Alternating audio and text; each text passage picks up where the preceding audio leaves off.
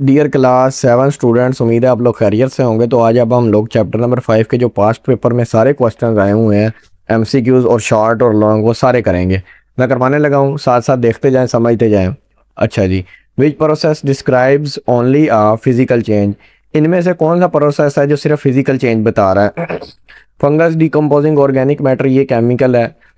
Leaves using carbon dioxide to make, नई चीज़ बन रही है, केमिकल है। प्लांट यूजिंग नाइट्रोजन, नई चीज़ बन रही है, तो वो भी chemical. Water evaporating from salt water, तो दो चीज़ें अलहदा हो रही हैं, नई प्रोडक्ट नहीं बन रही, तो ये water evaporating from salt water, तो डी वाला। Tarnishing is produced when metal expose to air and moisture, which of the following can not be tarnished? कौन सी चीज़ है जो टार्निश नहीं होती? तो ये आप लोगों को पता होना चाहिए कि गोल्ड जो है वो टार्निश्ड नहीं होता, because it is a least reactive, ठीक है ना। साथ रीज़न भी पता होना चाहिए, ये शॉर्ट के लिए भी बड़ा इंपॉर्टेंट है, ये डी ऑप्शन है इसका। कॉपर सिल्वर एल्यूमिनियम सारे जो है वो टार्निश्ड हो जाते हैं। आगे, which of the following metal is liquid at room temperature? तो ये बड़ा ही इंपॉर्टेंट है कि कौन सी जो मेटल है वो लिक्विड है रूम टेम्परेचर पे। तो मरकरी जो होता है वो लिक्विड होता है रूम टेम्परेचर पे, ये बार बार बताया गया पहले भी। What happens to the particles of a substance when it freezes? जब किसी सब्सटेंस को फ्रीज किया जाता है तो they slow down and move closer together, they speed up, it only effects speed and they slow down and move. तो ये होता है ए वाला, they slow down and move closer together, यानी कि उसकी स्पीड एक तो बिल्कुल स्लो हो जाती है, यानी कि ना होने के बराबर, और वो क्या होता है, एक दूसरे के करीब करीब आ। उसके बाद हमारे पास है, why is rusting of iron considered as a chemical change? कि जो रस्टिंग ऑफ आयरन है, जंग लगने का अमल, वो केमिकल चेंज क्यों कहलाता है? तो उसकी वजह क्या है कि एक नया सब्सटेंस हमारे पास बनता है, आयरन और ऑक्सीजन और वाटर मिलकर फिर रस्ट बनाते हैं, आयरन ऑक्साइड Fe2O3.H2O, जैसा कि आप लोगों को पहले पढ़ाया गया। आगे है, 2 drops of dilute sulphuric acid.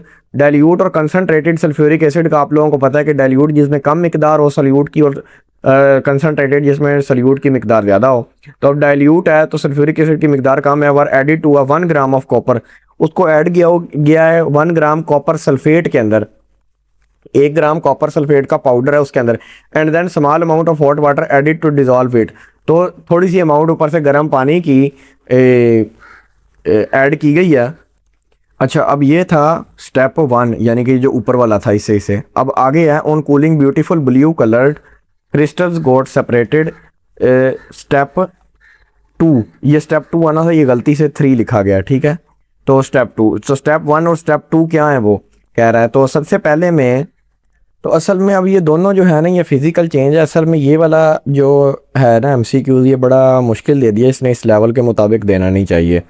वैसे ये वाला जो रिएक्शन है ये पूरा लैब में करवा के तो तब बच्चे को समझाया जा सकता है कि किस तरह वो उसके अंदर वो चीज़ डाली, कॉपर सल्फेट के अंदर सल्फ्यूरिक एसिड और गर्म पानी, पहले स्टेप में क्या हुआ फिर दूसरे स्टेप में। लेकिन दोनों में सिर्फ एक में डिज़ोल्विंग हुई है, तो डिज़ोल्विंग जो है ये फिजिकल चेंज ही होती है। और जब वो कूल करके तो वो सब स्टेट ही चेंज हुई है, और कुछ खास फर्क नहीं पड़ा। केमिकल चेंज कोई नया उसने असल में, ये यहाँ पे अगर वो कह देता ना कि कॉपर सल्फेट बना है तो फिर केमिकल चेंज कहना था, लेकिन उसने कॉपर सल्फेट नहीं कहा, हमें सिर्फ क्रिस्टल्स कहे हैं, तो ये क्रिस्टलाइजेशन होती है, ये इतना फिजिकल चेंज ही होता है।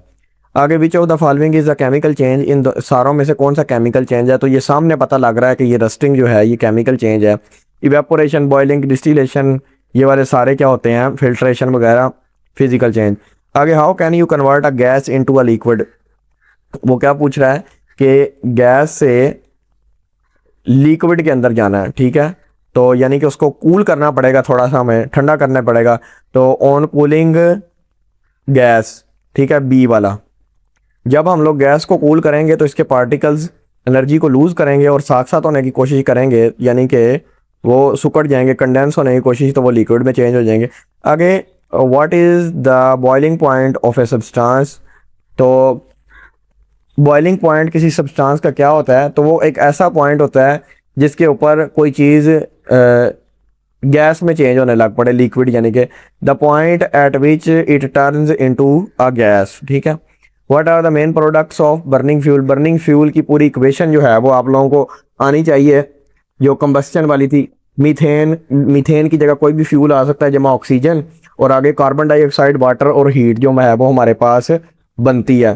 तो ये रहा कार्बन डाइऑक्साइड एंड वाटर और साथ में अगर कहीं पे हीट लिखा होता तो फिर हीट वाला भी ठीक होना था, ठीक है ना, हीट भी इसके साथ निकलती है हमारे पास, ठीक है। तो ये हमारे पास जो थे पिछले 2 सालों के 5-5 MCQs आने होते हैं वो हो गए। अब आगे शॉर्ट क्वेश्चंस की तरफ मूव करते हैं। सबसे पहला, what is meant by physical change and provide 2 examples from everyday life. तो हमेशा जब भी फिजिकल या केमिकल चेंज का सवाल आना, साथ उसने एग्जांपल लाजमी पूछनी है, तो एग्जांपल याद करके रखना। तो फिजिकल चेंज ऐसी चेंज होती है जिसके अंदर सिर्फ स्टेट चेंज होती है, यानी कि उसकी फॉर्म अपीयरेंस हो रही है, अल्टर द फॉर्म और अपीयरेंस ऑफ मैटर, ठीक है ना। यानी कि पहले अगर तो पानी था वो सॉलिड था, ठीक है, बर्फ बनी हुई थी, तो बाद में उसने क्या हुआ, वो गिलास के अंदर डाल के लिक्विड में टर्न हो गया, लेकिन वो रहा H2O, यहाँ पे भी H2O ही था और इधर भी H2O ही रहा, कोई उसके अंदर कोई H3O या H5O नहीं बन गया। तो इसलिए ये सेम सब्सटेंस जब रहे चेंजिंग, जब स्टेट चेंज हो, सिर्फ मैटर की फॉर्म जो है वो चेंज होती है, तो तब उसको कहते हैं हम लोग physical change. For example, breaking glass and melting of ice are the examples of our daily life. Example आगे, what will happen to a particle of a substance when it, particle को, जो सब्सटेंस है उसके particles के साथ क्या होगा जब हम मेल्ट करेंगे, बॉयल करेंगे और फ्रीज करेंगे। ये सारे पास्ट पेपर्स वाले क्वेश्चन है, मैं कोई अपने से नहीं दिया हुआ, ठीक है, जैसे जैसे आए हुए थे मैंने वैसे वैसे ही लिख दिए हुए हैं इनके अंदर। तो मेल्टिंग जब करते हैं हम लोग, तो पार्टिकल्स क्या करते हैं, अपनी एनर्जी, पार्टिकल्स के पास क्या होती है, एनर्जी आ जाती है और वो तेज़ी से वाइब्रेट करने लग पड़ते हैं। यानी कि सॉलिड से हमने लिक्विड में जाना होता है ना मेल्टिंग के अंदर, तो इसकी वजह से सॉलिड क्या होता है, एक्सपैंड हो जाता है, यानी कि फैल जाता है। तो सॉलिड क्या हुआ, लिक्विड के अंदर चेंज हो गया। बॉयल क्या है, बॉइलिंग के अंदर क्या होता है, जो पार्टिकल्स हैं उनके पास और ज़्यादा एनर्जी आती है, मेल्टिंग के बाद बॉइलिंग होती है, ठीक है, और वो तेज़ी तेज़ी से मूव करने लग पड़ते हैं और एक दूसरे के अंदर बजते हैं, मूव बम्प करते हैं, कोलाइड करते हैं तेज़ी से एक दूसरे के साथ। इसकी वजह से लिक्विड क्या होता है, एक्सपैंड हो जाता है, और लिक्विड क्या होता है, गैस के अंदर टर्न होता है।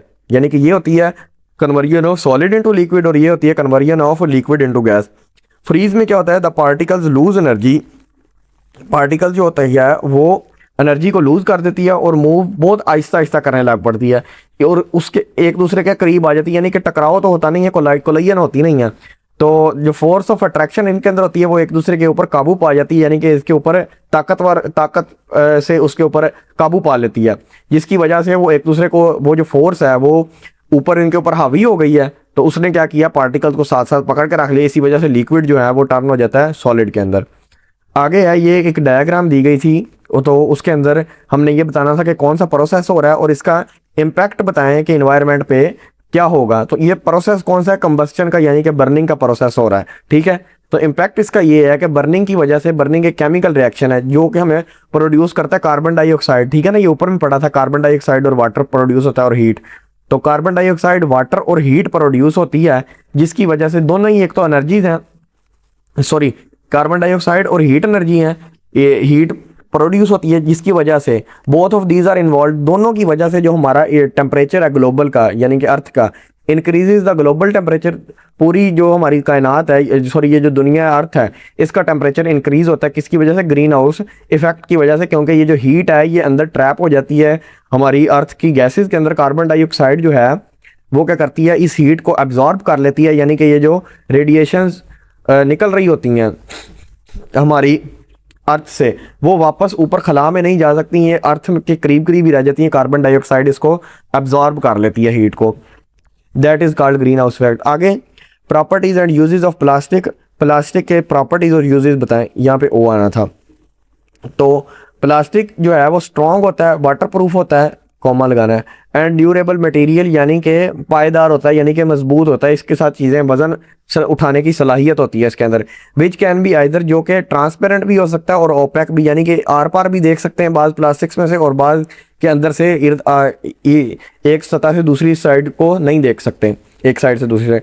यूजेस क्या हैं, ये काफ़ी ज़्यादा चीज़ें बनाने में इस्तेमाल होते हैं, बैग्स, बॉटल्स, सॉरी यहाँ पे नहीं था ना कॉमा, यहाँ पे आना, बैग्स, बॉटल्स, टॉयज वगैरह, कंप्यूटर केसिंग, कंप्यूटर की जो बॉडी होती है आउटर वो।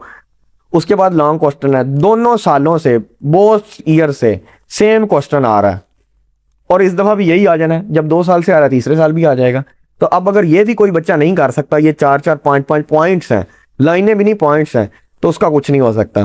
पहला change state of matter, physical change जो है वो स्टेट चेंज होती है, केमिकल चेंज में एक नया सब्सटेंस बन जाता है, एक सब्सटेंस दूसरे सब्सटेंस में तब्दील हो जाता है, बिल्कुल ही चेंजिंग, फार्मूला ही नया बन जाता है। इसके अंदर change in its chemical composition, कोई चेंज नहीं होती इसकी केमिकल कंपोजिशन के अंदर, नो चेंज। और इसके केमिकल कंपोजिशन यानी कि मिकदार जो है वो चेंज हो जाती है, कार्बन वगैरह या कोई चीज़, जिस तरह हम लोग आयरन Fe जो है वो रस्ट के अंदर चेंज हो जाता है जब उसके साथ वाटर और ऑक्सीजन मिलती है। इसी तरह कोई नया सब्सटेंस नहीं बनता इसके अंदर फिजिकल चेंज के अंदर, लेकिन केमिकल चेंज के अंदर न्यू सब्सटेंस बन जाता है और उसकी प्रॉपर्टीज़ जो पहले वाली होती हैं उनसे बिल्कुल डिफरेंट होती है। ये रिवर्सिबल होता है, यानी कि इसको वापस चेंज किया जा सकता है, जिस तरह H2O को सॉलिड से लिक्विड और लिक्विड से सॉलिड में। लेकिन ये जो होती है यूजली इरिवर्सिबल, तकरीबन नामुमकिन सा ही काम होता है इसको चेंज करना, लेकिन हो जाती है बहुत मुश्किल तरीके से। इसीलिए यूजली इरिवर्सिबल लिखा है कि बहुत मुश्किल काम होता है, तकरीबन वो कॉस्टली बहुत होता है, इसलिए करते ही नहीं है। आगे ये एग्जांपल्स हैं इसकी, ये वाली दो जो आपकी बुक में लिखी हुई हैं, बटर और बटर मेल्ट्स, यानी कि बटर सॉलिड है और बटर मेल्ट हो गया। आइस क्यूब सॉलिड थी और वो मेल्ट हो गई हैं। और ये इधर था नेल, नेल था और वो सॉरी ये रस्टी नेल, रस्टी इधर आना था, रस्टी नेल में चेंज हो गया, ठीक है। और डो जो थी वो बेकिंग ब्रेड में। इसी तरह बात हो कोई चलता क्वेश्चन में डेली लाइफ एग्जांपल्स लिखे हैं, तो जो पीछे पड़ी हैं ब्रेकिंग ग्लास और मेल्टिंग आइस, ये वाली तो लिख सकते हैं। इसी तरह इसकी बर्निंग ऑफ वुड और रस्टिंग ऑफ आयरन। तो ये हमारा था पास्ट पेपर्स 2 साल के, ठीक है। और 2 सालों से ये वाली बुक आई हुई है आप लोगों की, सिलेबस थोड़ा सा चेंज हुआ था। तो अब ये वाला पेपर तो कम से कम सारों को आना चाहिए। उसके अलावा जो इंपॉर्टेंट चीज़ें हैं वो कंबशन वगैरह की डेफिनेशन और एग्जांपल्स वगैरह थी, और वो चेंजिंग स्टेट वाली जो डेफिनेशन, मेल्टिंग, बॉइलिंग, कंडेंसेशन वगैरह वो आनी चाहिए। और ये टार्निशिंग और रस्टिंग वाली जो है वो आनी चाहिए, ये पेपर में आ सकती हैं। उसके अलावा ये जो यूजेस हैं, properties of materials and there uses, ये वाले इंपॉर्टेंट है, कॉपर, ये मरकरी, एल्यूमिनियम, ग्लास, प्लास्टिक वगैरह के। तो बस यही इंपॉर्टेंट चीज़ें थी जो पेपर में आई हैं वो करवा दी हैं, और जो नहीं आई हुई थी वो वाली इंपॉर्टेंट बता दी हुई हैं।